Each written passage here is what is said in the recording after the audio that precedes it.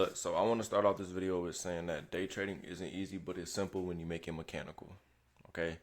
I'm gonna come out and, well, not really come out, but I'm dropping this video about my trading style called OnacciRythm, Fibonacci. That's what I use, but I use it really different. I'm not gonna on this. I'm just gonna clarify some things. I won't be teaching people how to use OCR or OnacciRythm on YouTube. That's only within the WAP. But I will be just showing how it works. You know, not teaching how to use it, but showing how it works. And if you're able to capitalize on that and you're able to figure out your way of using it, then awesome.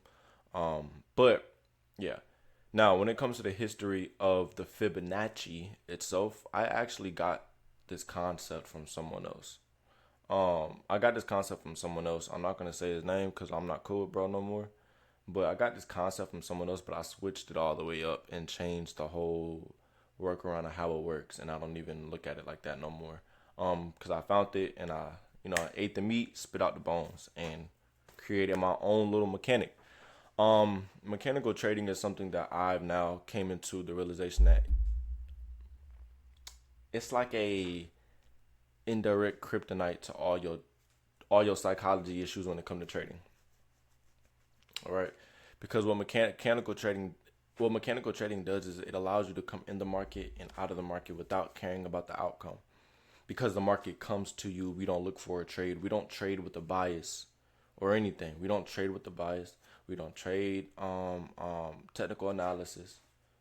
We just incorporate price action, like fundamental analysis, and the Fibs, which is our entry model on OnacciRythm in mechanical trading, right? Um, y'all don't really you guys aren't gonna see me really mark out any fair value gaps or anything. The most you'll probably see me mark out is stuff like this. This is what my price action look like when I mark out price action. When I say price action, this is what I mean. Did I delete everything on here? Yeah, I did. Is it on here or my Fibs on here? Okay, yeah, these are my Fibs. My Fibs, okay.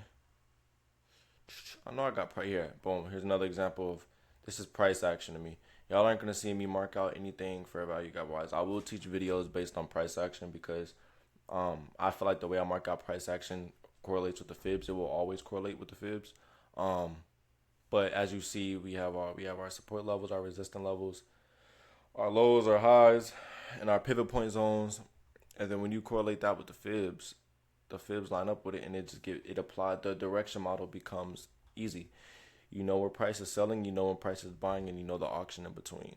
All right. So, but yeah, I just want to clarify that. I don't want to get into too much. And yeah, I'll catch y'all on the next video.